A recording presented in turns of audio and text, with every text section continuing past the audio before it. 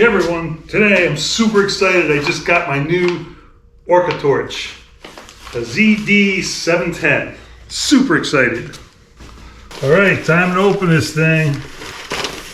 OrcaTorch, looking good. Wow, comes with a nice little case. Look at that. That's pretty cool. There it is. There's the lights. Looks like we have a battery. Thinking this is a charger. A lanyard. O-rings are always good. Oh, it's cool. They already have the grease in the little container with the O-rings, so that's super handy.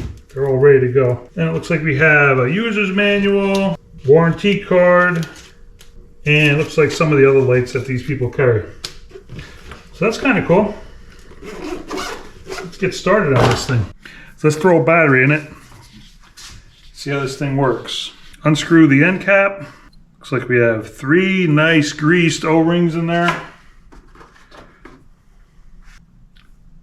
Check that out. Wait a minute. You see this little feature? The charger plugs right into that battery right there. Bloop. Little audible click. Plug that into the little charger.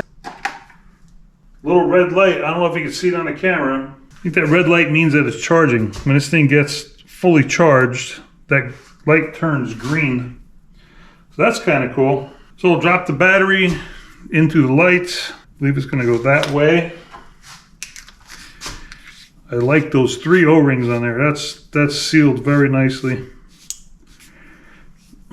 So kind of end here, we have a lanyard clip.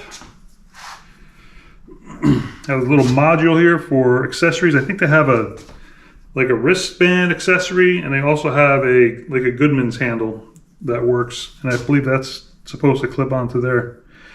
The thing that's cool about this is the zoom feature. By turning this head that way and back, zoom in, zoom out. It moves from inside. If you look here, you can see it moves inside. It's all enclosed. It's not, there's no movement here. When I say movement, I mean it's not expanding and contracting here. It's all internal, which I think is good. So the zoom goes from 8 degrees, which is pretty fine. Let's see. 8 degrees, that's very fine. That's like a small little pinpoint. And it opens up to 76 degrees. Let me turn this light out. Oh yeah, look at that. That's sweet. And then you zoom it in. Boop. Nice. The switch is green. The switch will turn red when the power gets down to 30%, and then it'll blink red when it's below 10%. It's like one click turns it to the brightest point, medium, and low. And if you hold it, it does this thing called turbo. Boop. If you hold this switch for 5 seconds, 1, 2, 3, 4, 5, we should get a double blink. And now the switch is locked.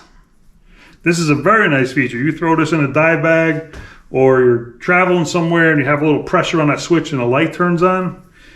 You get there with a dead battery, or it's just very nice to be able to lock that. To unlock it, you click it twice fast. You get another double blink, and now the light's working again. That's a nice big LED bulb in there. Look at that thing. Very nice. And it's protected because you could never hit the glass the way they have these edges coming up. One click will turn it on high, which is 1600 lumens. And that's supposed to last for 90 minutes or an hour and a half. You go to the medium range, that's 750 lumens, and the battery's supposed to last 170 minutes. Then if you're Running low, you could turn that thing on 250 lumens, and that'll get you 9.5 hours. On any of these settings, if you hold the switch, that's high, hold it, 2700 lumens. So we'll stick the lanyard through the little hole there, grab the lanyard, bring it through, and we have the lanyard hooked on like that. Personally, I like to take the lanyard, something like this, and make this really short and hook a clip onto it, double ender clip. I typically have a clip on here, nice and short, that clips somewhere else onto maybe my computer strap or somewhere, so if this thing does fall off, it's still hooked to me. That's it. See you at the lake. Carl, check. Ready? Here's the light, man. Check this thing out. OrcaTorch. What do you think? Oh, that's cool.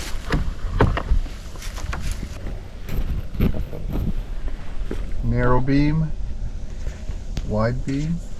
Yep. That's cool, man. Step down till it's off. Awesome. Yeah, we're gonna check it out today in the water, see how it works. The first area I'm going to test this light is going to be in Lake Wazee in Black River Falls, Wisconsin.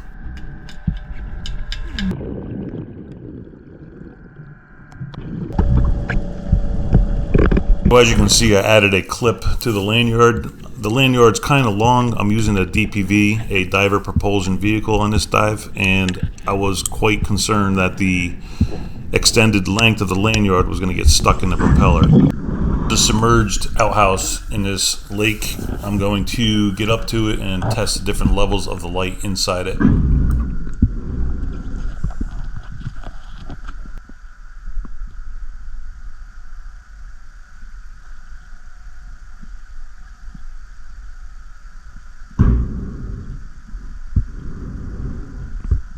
Struggled a little bit holding the light.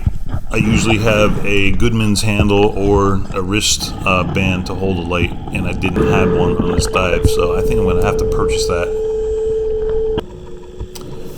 So I'm at 130 feet. It's still pretty light. This lake does not get really dark until you get down to 200 feet. I think on this dive I get down to about 150 or 155.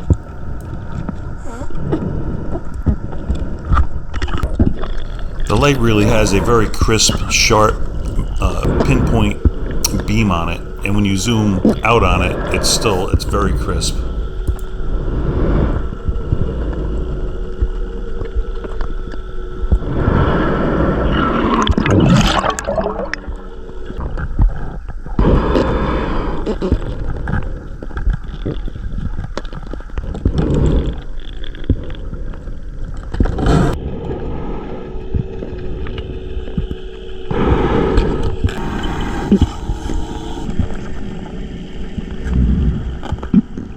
The next dive location is Big Green Lake, Wisconsin.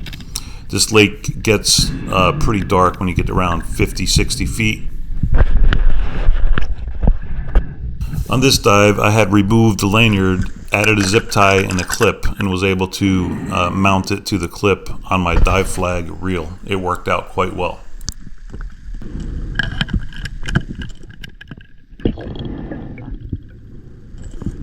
The zoom is very easy to control, and again, the beam is very, very sharp.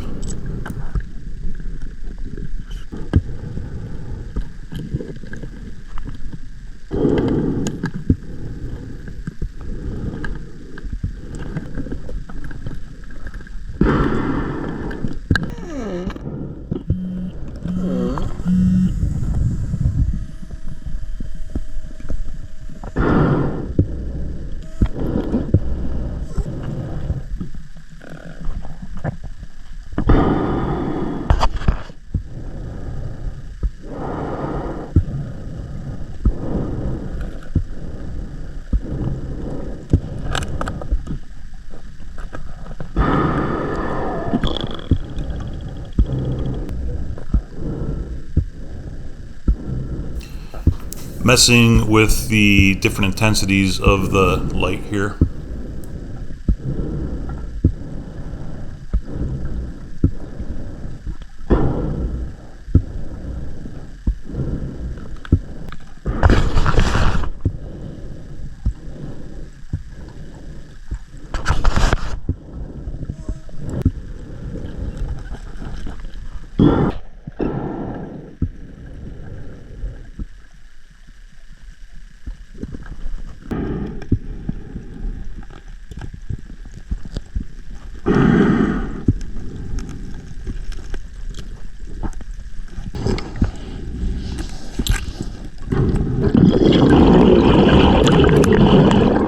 On the final dive, I decided to hang it down off my DPV to shine at the bottom.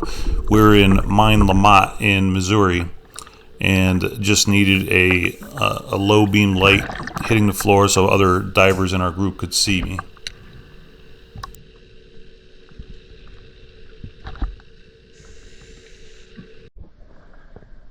Overall, the light performed better than I expected, and the only thing I'm going to change is I'm going to get one of those wrist straps to mount it to. But it's a very nice light.